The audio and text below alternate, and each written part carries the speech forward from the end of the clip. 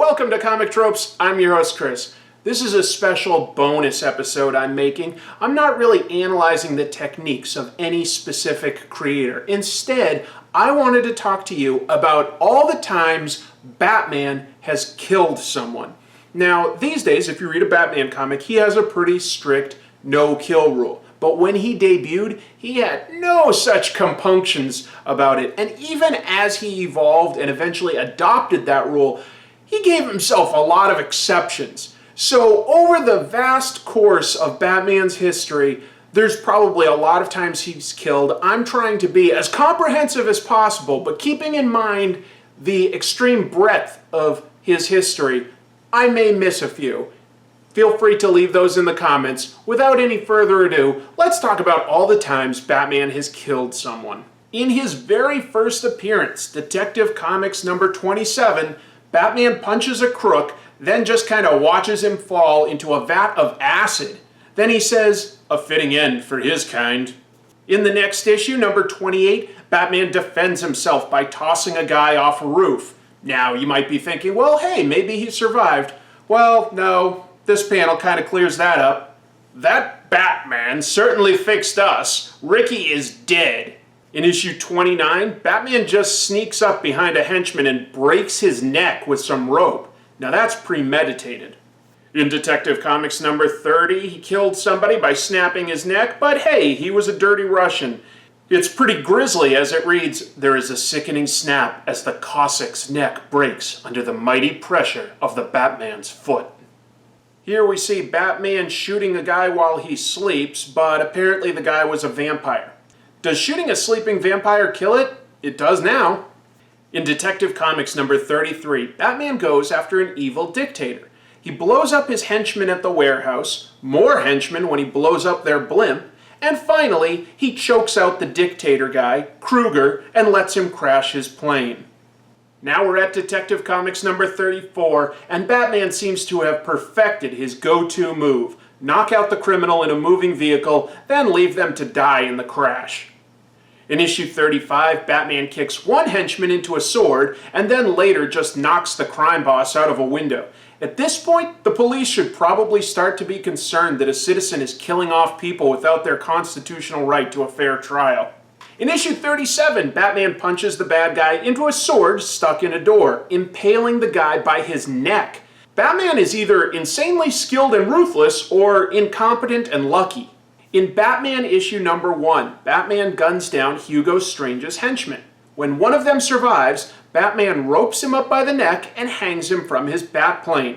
He later kills one last henchman with a gas pellet that makes him fall off the roof. You sure got them all, Batman. In Detective Comics number 39, Batman first kills an assassin, then tracks down the assassin cult. He proceeds to simply crush them all under their own statue. In Batman number 2, Batman punches a criminal down the stairs and he breaks his neck. Keep in mind, Batman is now running around with an adolescent sidekick. Perhaps remembering how well it worked for him back in Detective Comics number 28, Batman again uses a judo toss to throw a guy off a building in Batman number 3. Just to vary things up, Batman lets someone drown in Batman number 8. Batman starts slowing down how frequently he kills, but he's still at it. In Detective Comics number 46, he punches a guy at the edge of a cliff, apparently watches him teeter for quite a while, and then fall to his death. Perhaps he was missing the vicarious thrill of watching someone crash and die, so Batman knocks out a driver in Detective Comics number 47 and watches his car crash, killing the driver. In Detective Comics number 55, Batman pulls off an especially gruesome murder, knocking a criminal into molten metal. This does not sate his bloodlust, though, and later in the issue, he shoves two men off a blimp. In Batman number 15, Batman goes up against the Axis powers of World War II. First, he causes a car to crash, killing the soldiers inside. Next, he crashes a plane into a warship. He's really into causing vehicles to crash.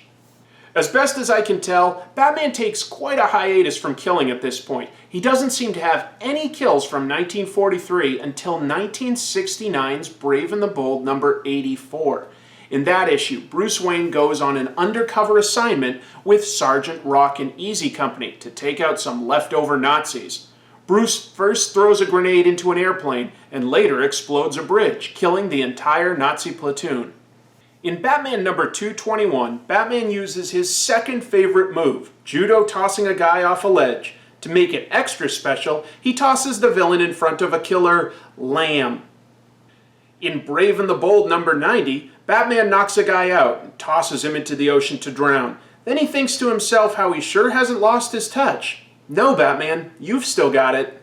Batman number 235. Batman fist fights a mad scientist and knocks him into his chemicals. Then he just stands back and watches him die from them. Technically, Batman doesn't intentionally kill this next guy. He's a professor who's had his brain removed and it exists on life support. The brain tricks the supposedly clever Batman into turning off the life support. Batman has to live with that though. Jerk move, brain. Batman takes a bit of a hiatus on killing until Batman number 270. He punches a crook into a statue that topples and crushes him. Just an issue later, Batman throws an explosive at a cult and blows them all up. Uh-oh, Batman's got the bloodlust again. In Detective Comics number 455, Batman kills a guy, but it's a vampire, so I guess that's okay. The vampire hit his heart in a clock, but Batman figures it out and stakes it with a bow and arrow. I bet Green Arrow was super jealous. In Brave and the Bold number 127, Batman gets a distress call from a crashed and sinking helicopter, but it's a criminal, so Batman jumps to the conclusion that it's fake. But it wasn't. Whoops! Hard to find fault with Batman on this one. Penguin's about to shoot him, and Batman uses one of Penguin's goons as a human shield. That happens in Batman number 288. It's surprising this doesn't happen more often, actually. In Batman number 290, Batman judo throws Skull Duggar into an electric box and electrocutes him. If you have a good, memorable gimmick, Batman knocks you out and arrests you. If you're boring, you die. In Brave and the Bold number 157, a senator has been kidnapped aboard a helicopter.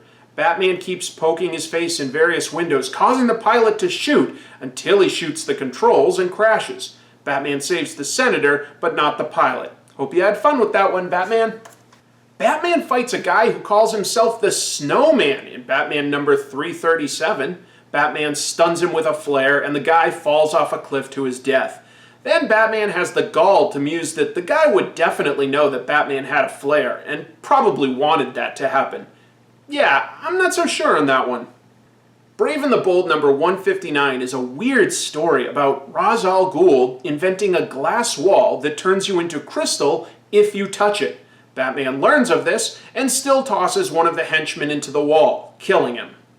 In Detective Comics number 517, Batman is briefly turned into a vampire. He kills a guy and drinks his blood. Brave and the Bold number 193 has Batman fighting a terrorist named Bloodclaw on a bridge. Batman judo tosses him off the bridge, an old move we've seen many times. To be fair, this time he feels bad about killing the guy.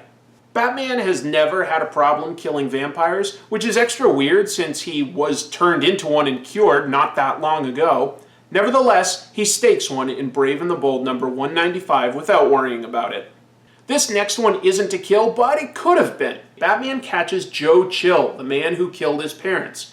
He puts a gun to his head, but right before he can pull the trigger, Reaper shoots him. Batman and Reaper fight, and Reaper falls off a building. Right before he does, he tells Batman he realizes he is a killer. And to be fair, Batman doesn't throw a rope around him or anything and just lets him fall. In Son of the Demon, Batman first causes a helicopter crash which kills everyone aboard. Later, he electrocutes Kayan, an assassin who killed Ra's al Ghul's wife. Before all that, he dodges a gunman who ends up shooting barrels of toxic waste to kill him, but that's kind of on that guy. Batman and Superman team up to fight a female vampire in Action Comics Annual number 1. You know how Batman treats vampires. He stakes Skeeter through the back to save Superman. The Cult is a weird comic. Deacon Blackfire first drugs Batman, who goes on a killing spree. Once he recovers, he uses the Batmobile to blow up a building that a henchman with a rocket launcher is standing on. Finally, Batman cripples the Deacon and convinces his followers to kill him. Robin even tries to step in to save the guy, and Batman stops him. Yikes. In Batman number 420, Batman decides to lock KG Beast in a room and let him starve to death. That's pretty brutal. A later writer retconned this to allow KG Beast to escape, but that doesn't change the fact that Batman tried to kill him. Just a handful of issues later, in Batman number 425, Batman fights some thugs in a car lot. He topples some cars and crushes one of them, but thinks to himself that the guy could always get out of the way, so it's that guy's fault. In Cosmic Odyssey, Batman fights one of Darkseid's minions. He shoots it with a sci-fi gun and kills it. But the parademons aren't animals, they're sentient. They wear clothes. Batman shoots it anyway. Bruce Wayne knocks an assassin off a cliff in Legends of the Dark Knight number 1. Whoopsie doopsie. In the 1989 Batman movie, Batman blows up a factory full of Joker's henchmen. Later, he fights one of them in a bell tower and throws him down the shaft to his death. Finally, he causes Joker to fall from the tower to his death. He is a killing machine. Here's an especially gruesome one. Batman kicks some criminals into the back of a garbage truck where they're crushed to death. That happens in Detective Comics number 613.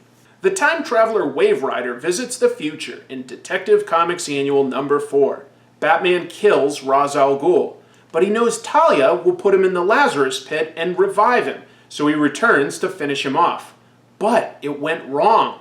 Nevertheless, Batman blows up all of the League of Assassins, including both his beloved Talia al Ghul and himself. Lovely.